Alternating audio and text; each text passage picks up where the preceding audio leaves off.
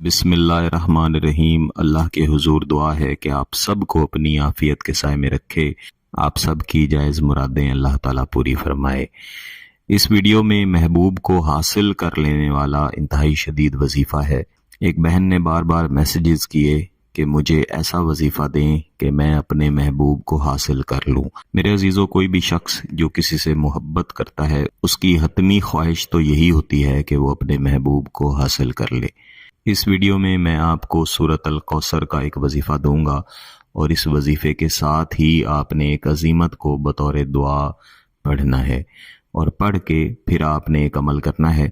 तो इंशाअल्लाह आपका महबूब चाहे आपसे जितना दूर रहता है या उसका दिल चाहे आपसे जितना दूर है, आपसे चाहे जितनी नफरत ही क्यों ना करता हो, अगर आप सदके दिल से ये वजीफ़ा एक बार पढ़ेंगे तो इंशाअल्लाह आपके महबूब के लिए दुनिया का हर ताल्लुक भूल जाना आसान होगा, लेकिन आपको वो नहीं भूल सकेगा।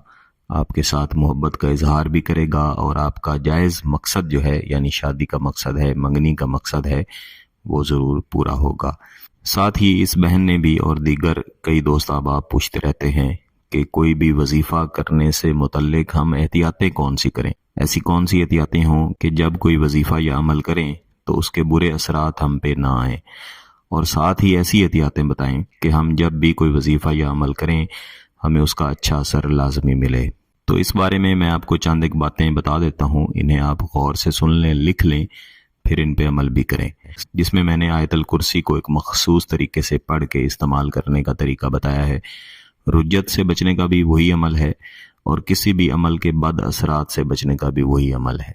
अगर आप किसी भी अमल या वजीफ़े को बताए हुए तरीका के मुताबिक करते हैं तो फिर उसके बाद असरात नहीं आते, लेकिन क्योंकि आप आमिल नहीं हैं, आपसे कहीं ना कहीं कमी कोताही रह जाती है, तो आप उस अमल को लाजमी एक बार रिपीट कर लिया करें। या अगर आप बार बार अमल या वज़ाइफ करते रहते हैं तो फिर उस अमल को भी अपनी रूटीन बना लें। बड़ा आसान सा अमल है, तमाम तफसील आपको वहाँ पे मिल जाएगी।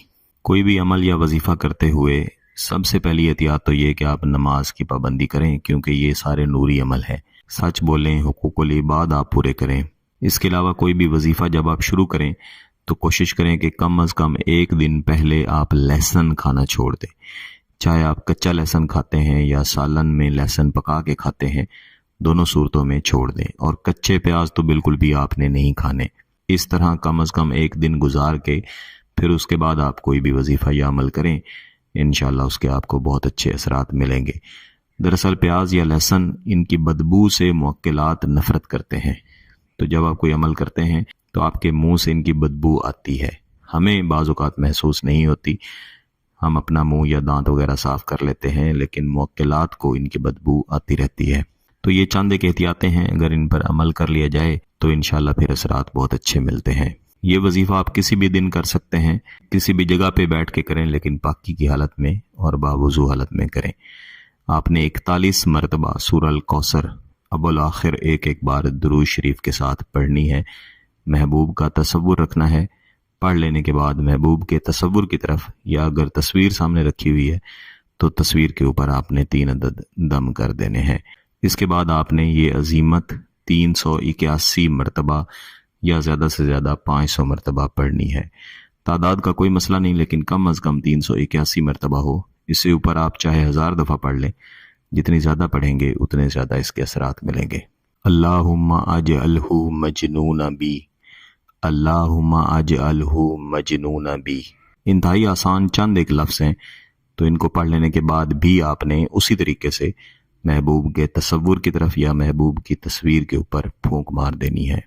इस वजीफ़े को पढ़ लेने के बाद आपने लाजमन 2 रकत नमाज नफल हाजात पढ़नी है और उसके बाद 100 मरतबा या एक तस्बीह दुरूद शरीफ पढ़ के अल्लाह के हुजूर दुआ करनी है।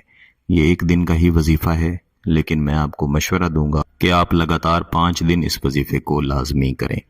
इंशाल्लाह इसके असरात हमेशा रहेंगे। महबूब हर ताल्लुक छोड़कर आपके साथ मोहब्बत करेगा। अगर इस ताकतवर अमल की इजाज़त चाहिए को लाइक ज़रूर कीजिएगा।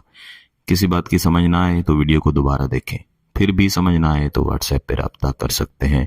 बहुत बहुत शुक्रिया। अल्लाह हाफ़िज़।